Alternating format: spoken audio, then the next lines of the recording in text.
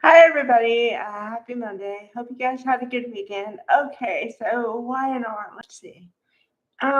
We had three storylines, maybe, although there was no movement. Okay, so I'll start with the one that I don't like the most. Um, Kyle is asking slash begging for Victoria to give him the location of Claire so that he can make it right. Although she's asked him for time and space. Yeah, whatever. Okay, and number two.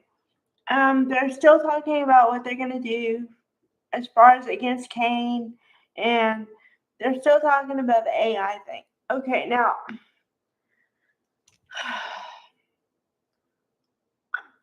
I was thinking about it over the weekend, and the reason why I don't like Y&R so much is because, and I've kind of alluded to this before, I think, that they have an hour, maybe 45 minutes with the commercials, right?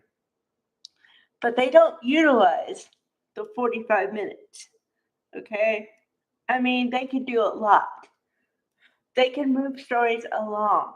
I understand you don't want to finish them up in one day because if you did that, then what's the point? But you can still move it along. They're not moving it along at all. And I'm getting tired of the same storyline over and over again. Okay, now, uh, interesting. One interesting storyline that is going to happen, and it's happening, um, and we're gonna get some movement on it. Hopefully tomorrow is we're gonna see the new Noah. I told you about the recast, right?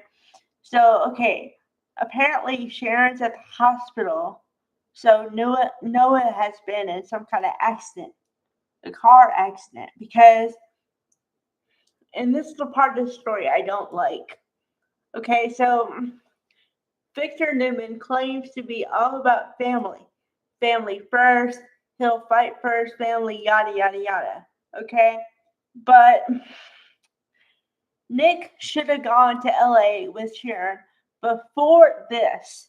Okay? But he thought that he had to be there because his father was like, we need you as part of the family unit against Kane.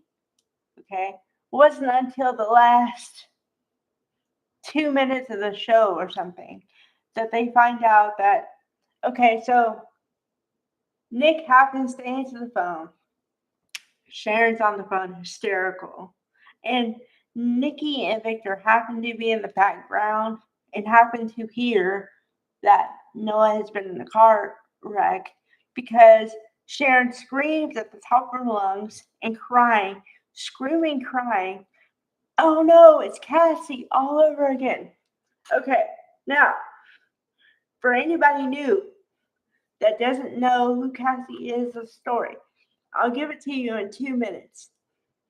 Cassie was a very young girl and she turned into a teenager, and then for some reason they wrote her off the show. Okay, how did they write her off the show? She wanted to be friends with Daniel and wanted to prove herself. So then he drove and drank at the same time, causing her to unalive. And also, this was one of the most dramatic scenes ever in soap opera history. Now, if you talk to anybody older than 35 or something, they all know what you're talking about. The hospital scene, and the ticker goes, and everybody cried across the land. Okay, that's what happened to Cassie. So when Sharon is screaming, crying, it's Cassie all over again. That's what she means. Now, if the story comes to fruition, I don't think it's going to happen that way. But that's just to give you context. Okay? All right. Then we have, then that was it. Then everybody else was talking about uh, how they're going to deal with Kane and Chelsea and Adam were talking about the defamation suit that Kane tried to file against them, and that he can't prove defamation because defamation has to deal with intent, and there was no intent to do anything to his name. Yada yada.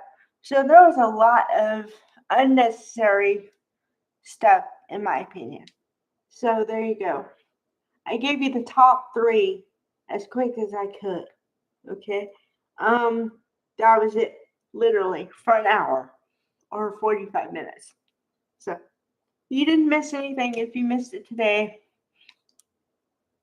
I gave you the highlights. Okay, bye everybody.